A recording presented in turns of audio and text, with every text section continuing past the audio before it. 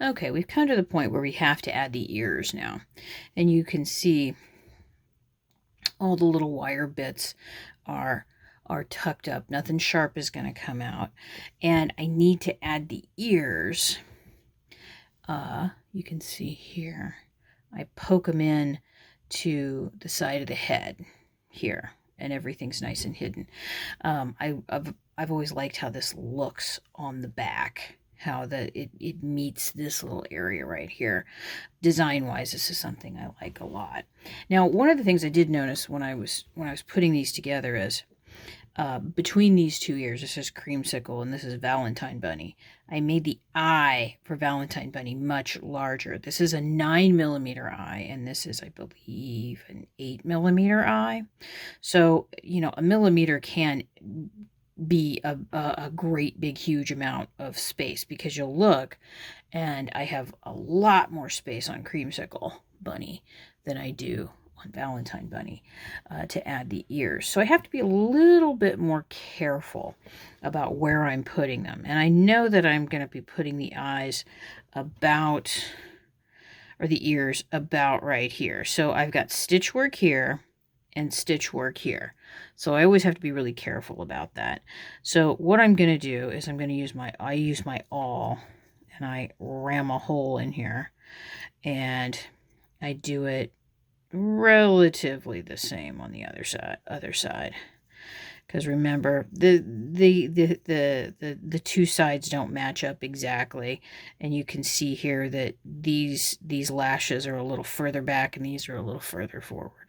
So I get a hole in there to begin with, and then what I'm going to do is I'm going to use a pair of scissors.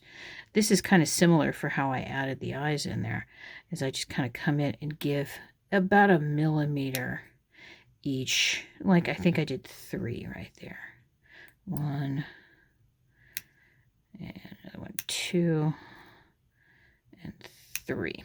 Trying to be careful of where the stitches are, and then carefully widening this. Carefully. That's why I wanted to get this stitch work done and this stitch work done before I did the ears. Now, I do have a right and left ear, and I can tell which one is which. And basically, I'm going to be taking this and ramming it into that hole. And to do that, I need to grab these. It never always works the first time. And this is one of those, like, I'm being gentle and firm, gentle and firm. And sometimes I stop and I just wiggle it in until I get it where I want it. Okay, that looks pretty good. And then I've got a needle threaded up. Where in the heck did I put it? Oh, it's right here. A needle threaded up. This is a double strand of, or two strands of embroidery floss. And what I'm going to do, we're going to, because this is kind of weird, because I have to remember I'm going through, I'm going to put that a little further in there. I'm going through wire, several layers of felt, and you can see I'm aiming to hide the knot in here, and I'm going to use my tweezers to pull that through. Let's see, get that straight. Pull, and there she goes. She disappears right into there. And then it's basically just a ladder stitch. So I've got the stitch here. I'm going to come up here, go through to the, I guess, to the left, and I give it a firm but gentle tug. I'm using the same color of thread as the felt because I kind of want these stitches to disappear a bit.